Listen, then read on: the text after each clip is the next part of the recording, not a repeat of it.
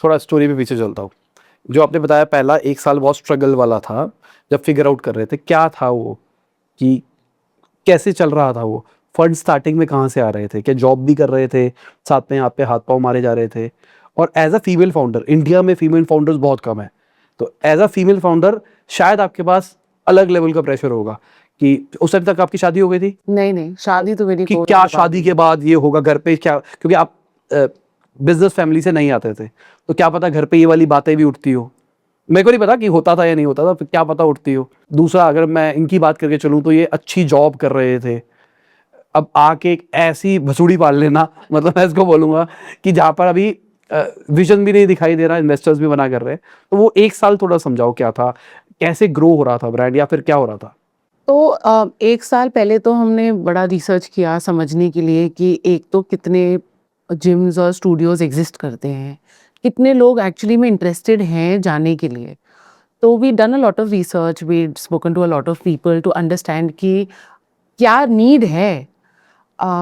It started with that, then we started going and talking to fitness centres to understand. तो सबसे बड़ी problem तो ये आई थी कि जिम चलाते तो कोई ओल्ड अंकल है। अब and at that time I was in my early 20s, तो कोई मानना तो चाहता नहीं था कि इसको कोई समझ है, कुछ पता है, क्या बताएगी, क्या समझाएगी। तो काफ़ी उधर फ्रिक्शन था to explain, because gyms onboard करना मैं कर रही थी। तो मैं जा रही थी, मतलब हमारी वी वर अबाउट 4-5 पीपल। मतलब स्टार्टिंग में ही हायर कर लिया था आपने? 4 लोग थे हम उस समय स्टार्टिंग में, हम 2 और 2 और। एक टेक का था क्योंकि ऑब्वियसली हमें टेक चाहिए था, एंड वन सब लाइक तो ग्राफिक्स कर ले या उसके साथ HTML कर ले। So we started with that, like the team eventually grew obviously, but it had started with अच्छा ठीक है, हम ही जा रहे थे जिम में बात करने के लिए, तो ऑब्वियसली दोनों एक ही जिम में तो नहीं जा सकते। तो काफ़ी उस समय फ्रिक्शन आया था, और क्योंकि कोई समझ नहीं रहा था, like he also explain that for them it was हमने जिम खड़ा कर दिया, अब तुम इतने पैसे दो। अब to go and tell them कि हम आपको ये पैसे नहीं देंगे, जितने लोग वर्कआउट करेंगे हम उसके पैसे देंगे, तो वो रेट ऑब्वियसली बहुत कम हो जाएगा। दे स्टार्टेड विद हमारा ट्रायल है 500 रुपये। 500 रुपये तो हम नहीं देंगे, तो उनको पूरी मैथ समझाना। तो it wasn't just educating the user कि आप ऐसे we're making it convenient for you and affordable for you and you can go, but to explain to the gym कि आपको कुछ नहीं करना है, हम लोग भेजेंगे, हम पैसे दे देंगे, ये समझाने में बहुत फ्रिक्शन आ रहा था। तो हमने शुरू साउथ दिल्ली में कुछ 10-12 से किया, पायलट किया, फिर उसको 100 किया, फिर हमने by the end of like by the 1st of January we went to 1000 partners in Delhi NCR। 16 तक? 2016 1000 पार्टनर्स दिल्ली NCR, हमने ऐप लॉन्च कर दिया कि 1000 रुपए में 1000 जिम का एक्सेस मिल जाएगा। तो हमने ऐसे करके that is how we started. The first year was just explaining, making people understand. Simultaneously जब हमने हमारी वेबसाइट बनाई, 15 लोग और खड़े हो गए, 19 लोग और खड़े हो गए, जो एग्जैक्टली उन्होंने हमारे टर्म्स एंड कंडीशंस कॉपी कर लिए, हमारे FAQs कॉपी कर लिए, नाम भी नहीं बदला। ग्रीवेंस ऑफिसर में मेरा ही नाम था, मेरा email address. So it was that, like it had become that. And that time also when you were going and talking to VCs and talking for funding, they were like, we'll observe if any, like how the market plays out, because now there are 19 of you. So who will survive, who will not survive, we don't know. Like touchwood, we're the only ones who are surviving now. They all fizzled out as fast as they had come. But that is how it had all started. और अभी पहले साल में funds नहीं थे? But ये जो आरुषि ने बोला, ये होप नहीं था। This was an outcome 100% of our decisions. 100%. तो it was my touchwood moment नहीं था ये मोमेंट हमें पता था होगा। मैं 2 चीज़ें बताता हूँ। पहले जब 14 से 15 का जो हमारा पीरियड था, 15 में हम लॉन्च हुए सितंबर में, 14 में हमने सोचना शुरू किया। जब हम बातें कर रहे थे लोग से, जब ये बोल रही थी कि लोग जाना चाहते हैं कि नहीं, वो इंडिया में सबसे बड़ा डाउट यही था। लोगों को लगता था कि इंडियंस फिटिंग नहीं होना चाहते, वो बस खाना खाना चाहते हैं। और ये ट्रू नहीं था। ये हमें इंट्रिंसिकली पता था, इंट्यूटिवली पता था, बट आपके पास कोई फिटनेस मार्केट का किसी ने स्टडी नहीं करी, कोई अपॉर्चुनिटी नहीं है, किसी EY BCG किसी ने कभी रिपोर्ट नहीं दिया कि this market is this big, growing at this scale. ये कभी हुआ नहीं। तो आपको लिटरली ग्राउंड अप आपको डेटा लाना था, तो आपको प्राइमरी रिसर्च खुद करना था, उसमें वक्त लगा। फिर आपको बिहेवियर नहीं पता था। हमें लोग जिम कहता था कि लोग आते हैं 30 दिन। मैं एक सेमी प्रोफेशनल एथलीट रह चुका था, 30 दिन तो कोई नहीं ट्रेन करता था। एलीट एथलीट नहीं ट्रेन करता 30 दिन, your body doesn't allow it and it is not required also. फिर हमने HR डेटा देखना शुरू किया। एक ह्यूएट करके कंपनी थी, अब एवन ह्यूएट है, उनसे हमने मंगाया एम्प्लॉई डेटा कि ओवरऑल HR का सेगमेंट आपके महीने में 30 दिन होता है, 22 दिन वर्किंग होता है, 3 दिन ELCL होता है, ठीक है। उसके बाद भी लोग 2 दिन कच्चा मार देते हैं। तो एवरेज बंदा काम पे जाता है 15 दिन, जहाँ उसको तनख्वाह मिलती है, तो वर्कआउट क्यों करेगा 30 दिन? हमें समझ नहीं आ रहा था ये बिहेवियर। हमारा अंडरस्टैंडिंग था कि a person will work out 3 times a week and that is how you bring fitness into your life, ठीक है। कुछ आप एक वर्ड होता था फिटनेस फ्रीक, ठीक है, और वो यूजुअली सस्टेन्ड वर्ड नहीं होता है। आप कुछ दिन करते हो, आप बीस्ट मोड में जाते हो, आप कुछ दिन रहते हो, 3 महीना 6 महीना, बट वो सस्टेन नहीं करता ना। वो 20 साल का प्रैक्टिस नहीं है वो, राइट। तो 20 साल का प्रैक्टिस मतलब कि आप हर हफ्ते थोड़ा थोड़ा करते हो, कुछ कुछ करते रहते हो और बढ़ते रहते हो। तो ये हमारी अंडरस्टैंडिंग थी, इसको हमें एस्टैब्लिश करना था। जब हम जिम के पास जाते थे, जिम को डिजिटाइज किसने किया? 2015-16 में जब ये सब हुआ, जब डिजिटल रेवोल्यूशन और ये सब शुरू हुआ, स्टार्टअप इंडिया के पहले बैच में थे हम। ATM ने किराने के स्टोर को तो कर ही रहा डिजिटाइज। उनको समझ आ गया था कैक क्या होता है। जिम को कौन समझाता? तो वो तो हम पर था, जो मैं कह रहा था फर्स्ट मूवर एडवांटेज। तो हमें एजुकेट करना था कि it was not only about कि आपका ये रेट है और ये रेट है ट्रायल का और ये रेट है हमारा। उनको ये साइंस समझानी थी कि द बिजनेस रेवेन्यू लाइन पे नहीं चलता ना, बिजनेस प्रॉफिट लाइन पे चलता है। इसके बीच में आपका ट्रू कैक क्या है और आपका ट्रू रिन्यूअल रेट क्या है, इन दोनों का रिश्ता डिटरमिन करता है कि आप एज अ बिजनेस 3 साल के बाद सस्टेन करते हो कि नहीं। क्योंकि एक कॉमन प्रॉब्लम और थी सप्लाई साइड में, जिम खुलते तो थे, 3 साल में बंद हो जाते थे। तो क्यों बंद होते थे? क्योंकि कस्टमर रिटेन नहीं होता था। तो आपको लगता था कि मैं 15,000 रुपये मेरा मतलब कैक है कि 500 रुपये की लीड ली, इतने लोगों ने कन्वर्ट किया, कुछ भी किया, और मैंने 20 हज़ार की मेम्बरशिप बेच दी, 500 रुपये में मैंने कमा लिए। आप ये सोचते थे, बट आपको उसको डिवाइड करना था कैक को बाय रिन्यूअल रेट। और आपका रिन्यूअल रेट इंडिया में किसी भी जिम का 25% के ऊपर नहीं है।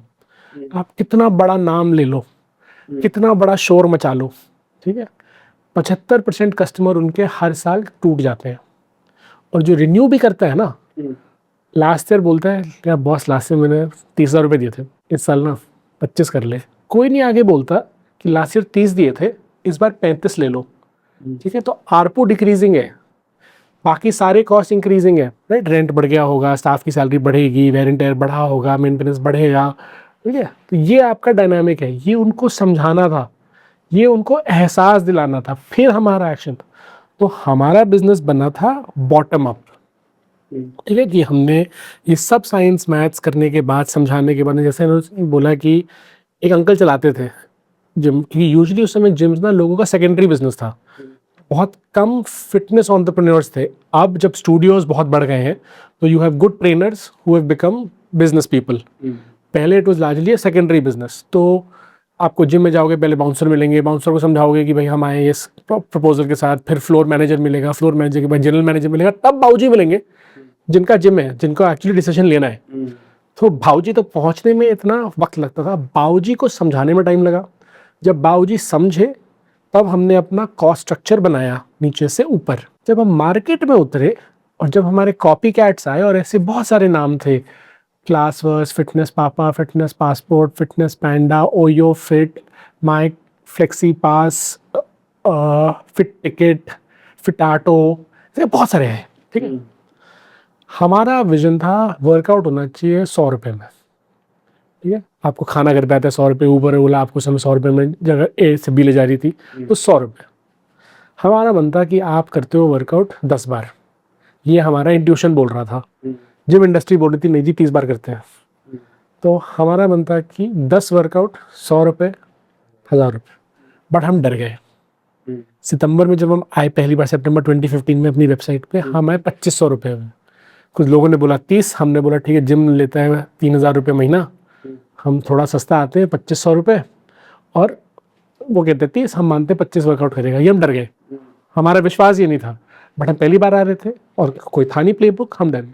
हम 2500 पे आए, 1925 पे आए, ठीक है, सब के सब। इस समय जो ये बोला VCs ने बोला कि too many people, VCs came to us कि बहुत बढ़िया है, we really like this model, हमने उनको समझाया, दे लाइक। अभी तक सारा पैसा खुद का लग रहा था? अभी तो शुरू हुआ था तो पैसे लगा ही नहीं था, मतलब अभी जो सैलरी दे रहे थे? नहीं, इस समय तो 2 ही लोग थे हम, तो वो तो कोई सैलरी नहीं थी, और मतलब एक वेबसाइट बनी थी अभी एक पन्ने की fitpass.co.in करके, मतलब इसमें कुछ था नहीं अभी तो हम छोटे से कमरे में थे, देयर वाज नो कॉस्ट। और उसके पहले जो रिसर्च था वो तो हम दोनों ने किया था, उस समय कोई टीम नहीं थी। तो ये तो मैं सितंबर का ही बताऊँ, हम शुरू हुए हैं। तो इसमें जब हम शुरू हुए तो बाकी लोग ने हमें कॉपी कर लिया। वीसी हमें बोलते हैं कि we really like your team, we really like your background, but let us wait and watch. जब मार्केट खुलना शुरू हुआ सितंबर में, हमारी बहुत मेंबरशिप बिकी, ठीक है। हम साउथ दिल्ली में 75 जिम्स के साथी थे। अक्टूबर में हमने देखा लोग वर्कआउट कर रहे हैं 8 से 10 बार, तो वर्कआउट का कॉस्ट पड़ रहा है 325 रुपये, 2500 डिवाइडेड बाई 8, रिन्यूअल नहीं हो रही मेरी। सेम चीज़, जिम की प्रॉब्लम वही मेरी प्रॉब्लम, हम सीखे किससे थे? उन्हीं से। इस समय हमने डिसाइड किया कि हमारा इंट्यूशन सही है, 8 से 10 ही नंबर है। अब हमारे जितने कंपेरेटर्स थे वो सब 2500 पे आ रहे थे। उन्होंने अपना पे आउट स्ट्रक्चर बनाया था कि मेरा रेवेन्यू इतना है 2500, तो how much can I pay and then my profit comes. हमने उल्टा बनाया था कि हमारा कॉस्ट इतना है, तो हमें कॉस्ट बेस पता था, उसके ऊपर इतना कुशन था, फिर 2500 था, ठीक है। तो हम बॉटम अप कंपनी थे, वो टॉप डाउन थे, ठीक है। तब जब हमने डिसीजन लिया कि हम स्केल कर जाएंगे, हम 1000 जिम कर देते हैं, जो इसने बताया कि 1 जनवरी 2016 को हमें ये प्रूव हो गया कि ये मॉडल चलता है। लोग जाते हैं, लोग चाहते हैं flexibility, convenience and not to be locked into a yearly upfront payment. वो हमारा जो कोर हाइपोथेसिस था वो प्रूव हो गया। प्राइसिंग और मॉडल अभी फिट करना था, प्रोडक्ट मार्केट फिट लाना था, हाइपोथेसिस प्रूवन था। अब पीएमएफ के लिए हमें हो गया कि 8 से 10 ही सही नंबर है, तो हम सीधा ब्लिट स्केल हो गए। 75 से हम पहुंच गए 1000। 1 जनवरी 2016 को ऐप लॉन्च हुआ, आप फेसबुक पर जाओगे ऐड होगा, ठीक है। 1000+ जिम्स एट ₹999। सडनली जिम ज़्यादा, पैसे कम, और अब अगले 2 महीने हम वायरल हो गए। कंपटीशन 999 पे आ नहीं सकता था, कुछ उसने 2500 से अपना कॉस्ट स्ट्रक्चर बनाया था। हमने कॉस्ट स्ट्रक्चर के बाद प्राइस हमारा आउटकम था, इनका प्राइस सेट था, कॉस्ट स्ट्रक्चर आउटकम था। अगले 2-3 महीने ये सब खत्म होने लगा। सेम अभी तक खुद का पैसा चल रहा था? अभी खुद का पैसा, और प्रॉफिट आ गया था तब तक? प्रॉफिट ने हमारे शुरू में 150-200 यूजर ही आए थे, तो उस समय हमारे पास इतना नहीं था कि हम दोनों की सैलरी कवर कर लेते, बट इतना था कि तो कुछ हज़ारों में पैसे लग रहा था घर से, कुछ लाखों में नहीं लग रहा था, ठीक है। और वायरल होने के बाद में आ गया था कुछ कैश फ्लो आ गया था, और अब हम टीम थोड़ा बढ़ाना चाह रहे थे, ऐसा करना चाह रहे थे, बट हमें फंडिंग हमने ली थी 2016 के एंड में जाके मुंबई एंजल्स से, बट उसके पहले ये सब हो रहा था।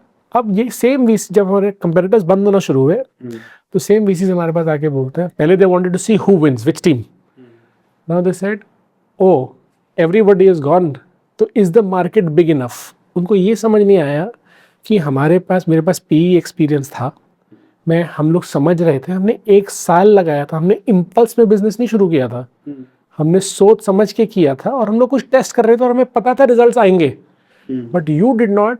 आप इतने डीप नहीं थे शायद कि आप इतनी गहराई में समझो, तो आपको लगा कि अच्छा पहले बहुत एक्साइटिंग स्पेस है, कुछ 18 लोग सॉल्व करना चाहते हैं, फिर उतना एक्साइटिंग स्पेस नहीं क्योंकि 17 लोगों ने गिव अप कर दिया। इसका ये मतलब थोड़ी कि मार्केट एग्जिस्ट नहीं करती। तो वही वाली बात है, अगर मैं बोलते जब मैं छोटा था कि जब एयर इंडिया चलती थी, तो आप बोलते कि नहीं, इंडियंस को ना राजधानी पसंद है, उनको जाना ही नहीं है एयर ट्रैवल में। फिर डेक्कन आया ना, और उसने उसको कॉस्ट इफेक्टिव बना दिया, और फिर सारी राजधानी शिफ्ट हो गई। तब आपको लगा हाँ air travel is a segment. तो वही बात, जब आप मार्केट को अपॉर्चुनिटी नहीं दोगे, उसके पहले कंक्लूड कर दोगे, तो then it is not correct. तो ये हुआ उस समय।